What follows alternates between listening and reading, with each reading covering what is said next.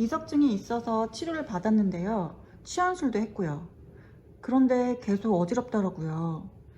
병원에서는 더 이상 문제가 없다고 하는데 왜 자꾸만 어지러울까요?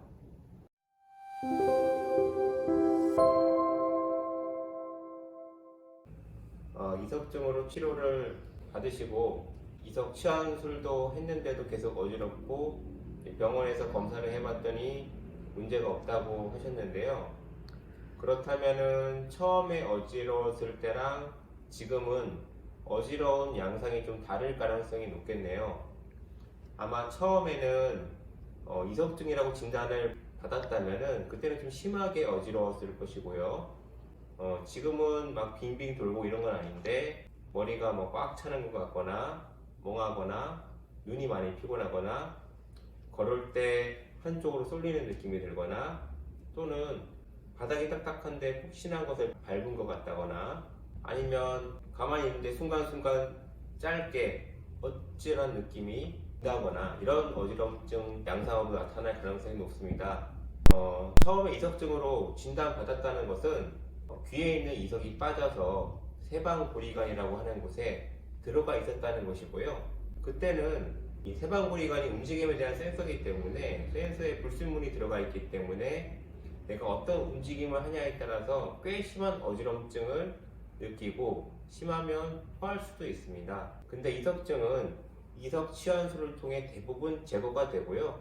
설령 한 번에 제거가 되지 않더라도 스스로 빠져나가거나 해서 아주 오랫동안 몇 개월 동안 이석증이 그 상태로 유지되는 경우는 거의 없습니다. 그런데 이제 이석은 제거가 되었더라도 어지럼증이 한 번에 사라지지 않을 수가 있는데요. 이석증으로 인한 어지럼증 이후 다시 균형을 미세 조정하는 것이 잘 안 되는 사람들의 경우가 그렇습니다.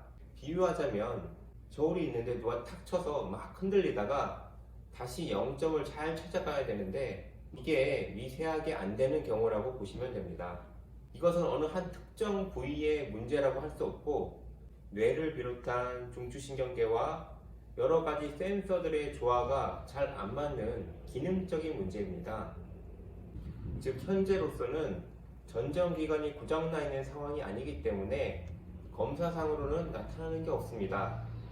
제가 환자분들에게 흔히 하는 비유는 우리가 소화가 안 돼서 내시경을 해봐도 어떤 사람은 위험이 명확하게 나타나는 사람도 있지만 또 어떤 사람들은 내시경상으로는 깨끗한데 나만 속이 아프거나 소화가 안 되는 그런 사람들도 있죠.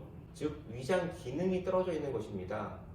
그런 것처럼 검사상 이상은 없지만 어떤 균형을 잡아 보상하는 기능이 떨어지고 조화가 안 맞는 상태가 주로 만성 어지럼증을 일으킵니다. 치료는요, 저희 같은 경우는 한의학적으로 왜 이런 조절 기능이 떨어지는지 원인을 찾아서 치료하고 있습니다. 예를 들어 열이 위로 올라서 그럴 수도 있고요. 기가 허해서 그럴 수도 있고 수독이 있어서 그럴 수도 있고 사람마다 한방적 원인은 다 다를 수 있습니다.